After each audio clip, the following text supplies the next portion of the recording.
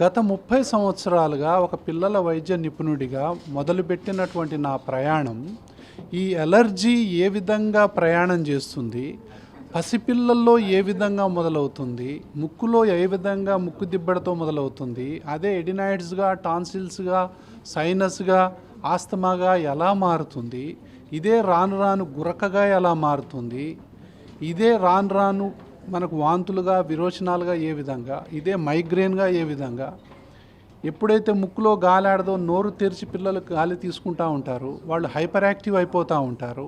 వాళ్ళ hyper activity మూల కారణం ముక్కు మూసుకోవటం అని చెప్పి చాలామంది తెలియదు.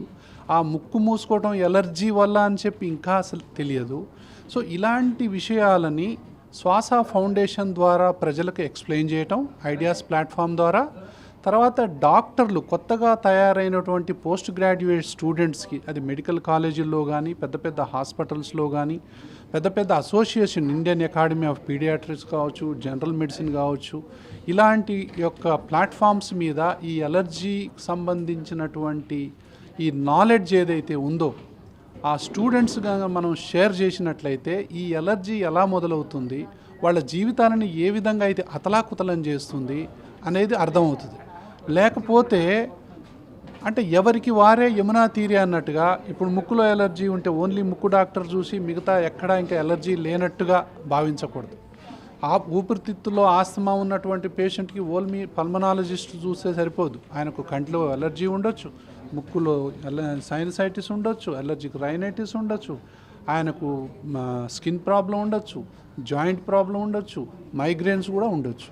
అంటే ఒక సిస్టంలో మాత్రమే ఆగదు, ఇది అన్ని సిస్టమ్స్ను కూడా కబళిస్తుంది. అన్ని సిస్టమ్స్ మీద అండర్స్టాండింగ్ రావాలి అనేది ఐడియాస్ యొక్క ప్లాట్ఫామ్. ఆయన ఏ స్పెషలిస్ట్ అయినా సరే, ముక్కు డాక్టర్కి ఆస్మా గురించి తెలియాలి, ఆస్మా డాక్టర్కి ముక్కు గురించి తెలియాలి. ఎందుకంటే పేషెంట్లు అన్ని సిస్టమ్స్ని ఒకే వ్యక్తిలో కలిగి ఉంటారు. అది ఒక్కొక్క సిస్టమ్ విడివిడిగా ఉండవు, అన్నీ కలిసి ఉంటాయి. అంటే మనం ఒక వ్యక్తిని చూడాలి తప్ప ఒక సిస్టమ్ని మాత్రమే చూడొద్దు అనేది శ్వాస హాస్పిటల్ యొక్క philosophy. Treat one, aware all అనేదే శ్వాస హాస్పిటల్, శ్వాస ఫౌండేషన్ యొక్క ముఖ్య ఉద్దేశం.